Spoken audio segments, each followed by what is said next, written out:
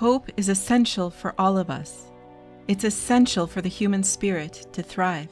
And in Oregon, there is an organization dedicated to bringing hope to thousands across the state. Smile Oregon is a nonprofit that serves Oregon families that have a child or children born with a cleft palate or other craniofacial conditions. Well, Smile Oregon started, about a dozen years ago out of a need that I identified when I moved back to Portland, my native state, and got to work with patients with cleft and craniofacial conditions and saw that a lot of their needs weren't being met. And having grown up in a family that was committed to giving back to our community, I knew that it was something that I wanted to do. So I was able to gather a group of like-minded professionals, and we all shared a passion for giving back, so we created Smile Oregon. Curing a child's cleft palate is both a physical and emotional challenge involving multiple surgeries, physical therapy, speech therapy, emotional healing, and grit. I was born with a bilateral cleft lip and palate, and I've had about 8 procedures, 7 major. My nose kept bleeding a lot, so I had to go back and have my surgeon fix it. 2 of my 7 major procedures were bone grafts, which was when I was in 4th grade, and they took bone from my hip and they put it up on the top part of my mouth to fill in the gaps. Some challenges are speech and talking, being made fun of. That's a big one. Being asked a lot of questions and like, what's wrong with you? Why is your nose flat? Just being looked at differently than everyone else. So physically, having a hole or opening between one's mouth and nose, I think would be a challenge. Food and beverage can transition from your mouth into your nose. Talking can be difficult. Cleaning your teeth can be a challenge. And then I think there's, the psychological one of being different, of feeling different, of being treated differently, and, needing to spend time and resources going to these appointments. And not feeling like there's people there that understand you and support you. Community understanding and support are crucial to the child's happiness and success, and in turn, the family's happiness and success. We were introduced to Smile Oregon back when it started. Sydney had just come home from China. She had a repaired bilateral cleft lip and palate, and she had no intelligible language. While she could understand us, she could not speak. She could not she couldn't make any sounds that we could interpret. We went through several local speech therapists recommended by our pediatrician, and no one could bring words out of her. So I ended up connecting with Dr. Mandaluk of Smile Oregon, and lo and behold, it's the first year that she started the speech camp, which is designed to not only help kids, but also to teach speech therapists how to work with kids with cleft, which I found is not something many people have a specialist or a specialty in. So we went to the first ever Smile Oregon speech camp, and Sydney started giving us some words. The benefit of Smile Oregon is that we have this network of families we've met. So many wonderful families I've met through Smile Oregon. I can think one is Kate Shank and her family. Kate's mother, Andrea, and I have served on the Smile Oregon board together, and I was able to learn so much firsthand from Andrea when she's guest lectured in my classes, and Kate has volunteered to teach my students about cleft by allowing them to listen to her speech and to look inside her mouth so many times, or to share pictures of when she was born. And our students have benefited so much to hear the story from families firsthand. And I can, there's so many stories of families that I've met in Oregon, and to go to that family walk and to be able to sit in the grass and just hang out and chat with these families, they have allowed me into their lives to learn from them, but then they also give so much back because they really just want to share their knowledge and their journey. and to share that with me as an educator, to share it with my graduate students who are future speech language pathologists, and then to watch them share with each other and connect. Sometimes I just step back and I just wonder, like, how did I get so lucky to be able to do this work? As part of the healing process, Smile Oregon creates positive events and community for those walking this path. They put families in touch, and in turn, these families and children can lean on each other in providing support and encouragement, giving back and helping others through their journeys. After I told my mom that I wanted to do something and I wanted to help Smile Oregon, I love baking, so I decided to do cookies and lemonade and do a lemonade stand every week or twice a week, depends on my schedule. We've tried to reach out and give back and help support other people along the way. So Smile Oregon works to ease the burden that these families bear. They serve each family for many years, walking alongside them in many cases from before the child's birth to when the youth reaches adulthood and finally gets a taste of what many of us take for granted: the ability to chew and swallow food, to hear without ear aches and pain, to enunciate clearly, and to walk down the street without enduring looks and stares. So we would get to meet these families when the cleft was identified on ultrasounds.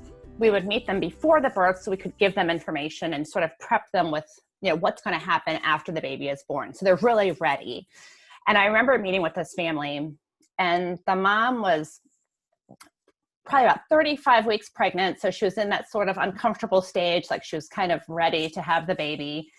And it was her husband's first child. So she had a child from another marriage now. So this was her husband's first child. And they were excited, but also so nervous because they just didn't know what to expect. And they brought what seemed like an entire panel of family members to this appointment with me. So I was answering to the grandmother and the other grandmother and an aunt and it was a whole family, but I, answered all their questions. But the mom was having just these feelings of really like, why is this happening to us? Why is this happening to me? We are good people. Just some really raw, vulnerable feelings about having a baby with a facial difference, because it's just so hard to know what to expect. And so I did my best to really validate her feelings and to encourage and support her in this moment, which is another part of the work I really enjoy doing. Then the baby was born. And I just remember getting an email of so many pictures of this dad just celebrating the birth of his baby, who had this, despite the facial difference, the love was just so apparent. And I got to be just a part of it. And then when it came time for the surgery, they were like, well, but we really like her face right now. And it was just so interesting to see how they changed from being so scared and apprehensive, which rightly so, to being so in love and so just, embracing that difference. Smile Oregon provides extensive financial support over the young lives of those they help. They help cover significant medical costs. They purchase needed and helpful tools, such as special baby bottles to facilitate proper feeding of infants, and they help pay for transportation and hotel stays for families needing to reach medical appointments from far and near. We raise money domestically and spend it domestically. This is what we're really focused on: our own schools, communities, neighborhoods, cities, people in Oregon. And that's something that's unique. We're also committed to treating each individual from birth all the way to adulthood. It's some of the organizations, while they all do great work, have fostered this misconception of a once and done procedure that was fix the lip and then we're done. And then once that individual starts to talk and get teeth, you see these other problems come up. And so Smile Oregon is going to be there every step of the way from birth to adulthood, so each individual will be able to live their best lives and be functional, active, happy members of our state and our community here. They've both had, Madeline had to have a nose revision surgery at the age of, how old were you? 9? 9? Mm-hmm. And Sydney had to have some palate corrections because she had air escaping. And then we started the orthodontist work. They are both in the middle of that. Can you give a smile, Madeline? We've got the braces. And as soon as Dr. Garfinkel, who's our orthodontist, gives the word, then they will have their bone graft surgeries where you take bone from the hip and and you use it to repair the gum line. I mean, even through all of it, there was a time when both of them went in at the same time and had surgery. It was quite a learning experience for our whole family, just in how that whole process goes and how difficult it can be. At the same time, they both were amazing in how they recovered from that, and really resilient in that whole process. It's fun to watch each little, step that is made along the way. She has probably one more surgery to go, and that will be a rhinoplasty of some sort. She doesn't need much. I mean, as you can see, she's very beautiful and she's got, things are already in such good shape. So, but they will probably do one more rhinoplasty just to make sure that her nose is going to be just so. And it's been fun to watch her go through all of it, from her wide smile to where she is now. I think 18, or when I'm a little older, young adult, we're having one more surgery for my nose to get it all right. And then I think I'm done after that. So yeah, I'm excited. A community walk is one of the positive events Smile Oregon puts on each year. But because of the difficult conditions COVID-19 has thrust upon the world, Smile Oregon did a swift change of venue and event type, but with the same goal of community building and of uplifting hearts.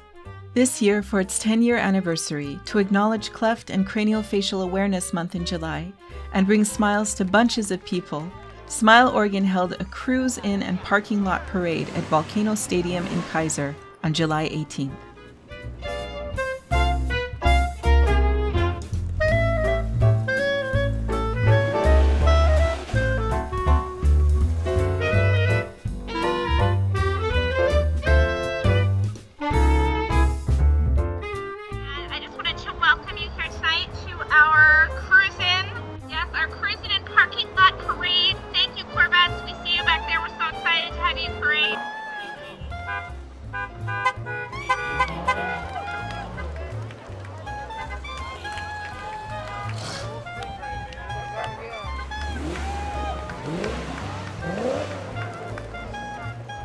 I'm Kelly Smothers. I'm with Willamette Valley Corvette Association, headquarters out of Salem, Oregon. Today we're here to help celebrate Smile Oregon. I was able to round up about 13 Corvette owners to come out and help celebrate. So here we are today. I'm here for the Cruise In Parking Lot Parade. I'm from Redford, Oregon. I came into the Smile Oregon event from Hillsboro.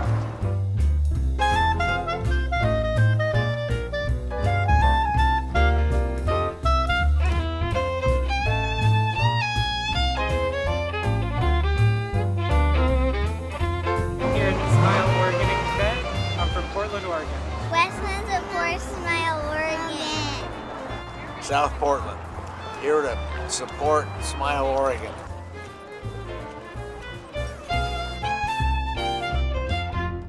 My first surgeries for my cleft lip and gum split, I was 7 months old, and then my second surgery was when I was 14 months, and then my third surgery I just had on January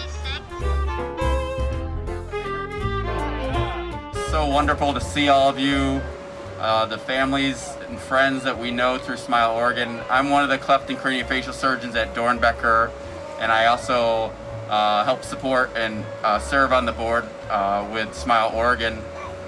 This is a great event. Erica, we want to thank you for organizing such an amazing event.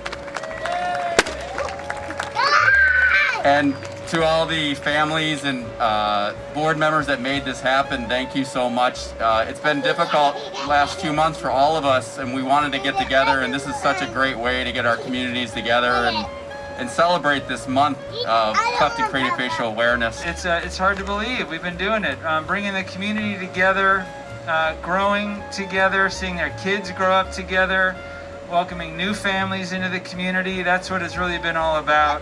And it's become my favorite day of the year.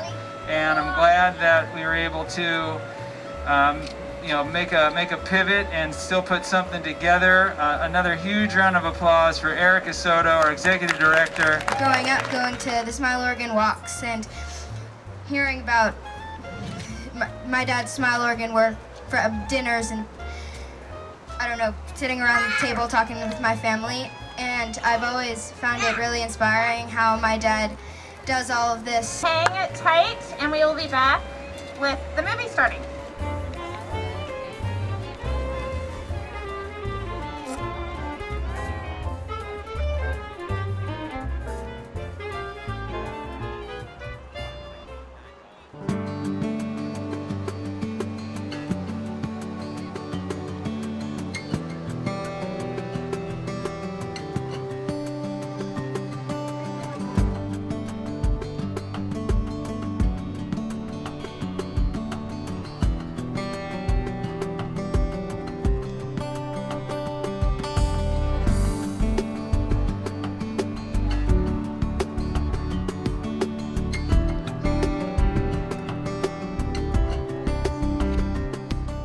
My advice to the families and the patients born and living with a cleft and craniofacial condition would be to have hope.